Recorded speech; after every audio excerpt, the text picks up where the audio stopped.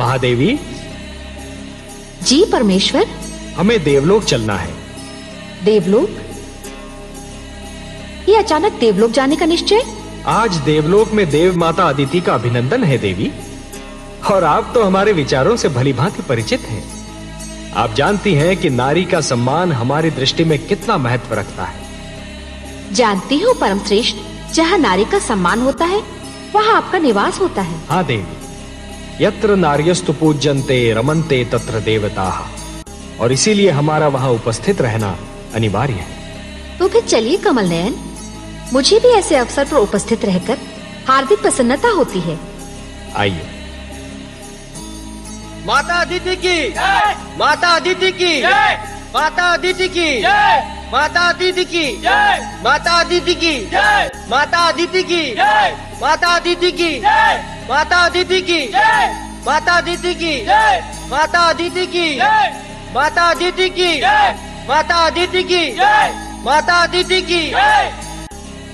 अभिनंदन देव माता, अभिनंदन। आप एक आदर्श माता है, आदर्श पत्नी है, आदर्श नारी है। मेरा प्रणाम स्वीकार कीजिए। मैं तो आपको और माता लक्ष्मी को देखकर धन्य हो गई त्रिलोकीनाथ। मेरे लिए तो आज का दिन मेरे जीवन का सर्वश्रेष्ठ दिन है। तो मेरे लिए भी है देवी।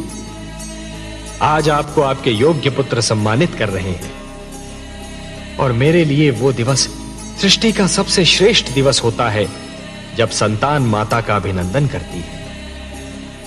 और आपने तो ऋषि कश्यप के प्रति अपने पत्नी धर्म को और अपनी संतान के प्रति अपने मातृत्व के धर्म को इतनी निष्ठा और गरिमा से निभाया है कि समस्त संसार को आपसे सीख लेनी चाहिए।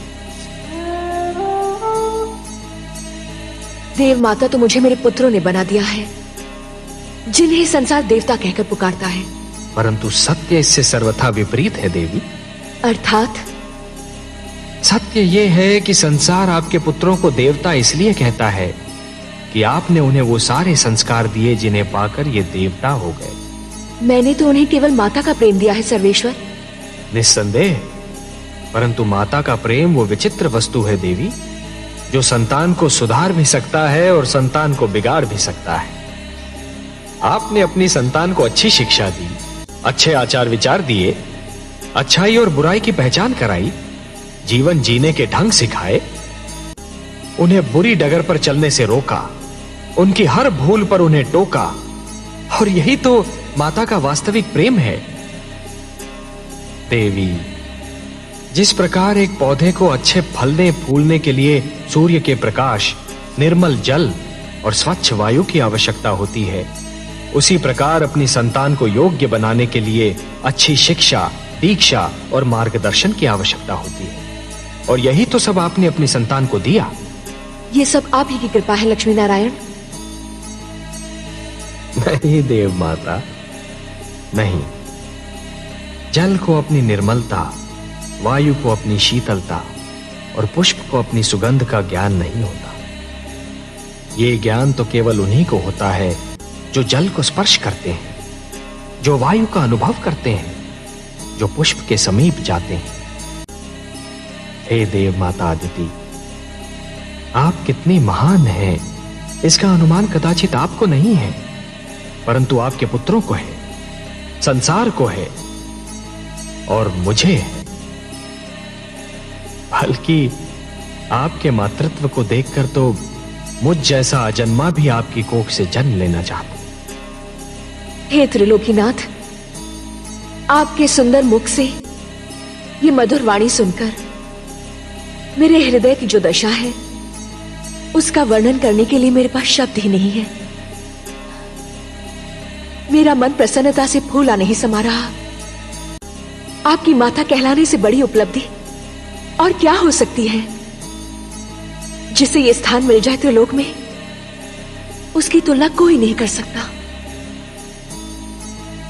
तब हे देव माता अदिति, मैं आपको यह वचन देता हूं कि आपका पुत्र कहलाने का सौभाग्य अवश्य प्राप्त करूंगा।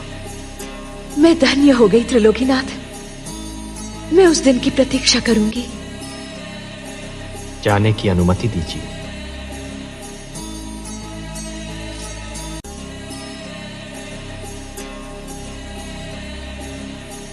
त्रिलोकीनाथ विष्णु की जय, त्रिलोकीनाथ विष्णु की जय, त्रिलोकीनाथ विष्णु की जय, त्रिलोकीनाथ विष्णु।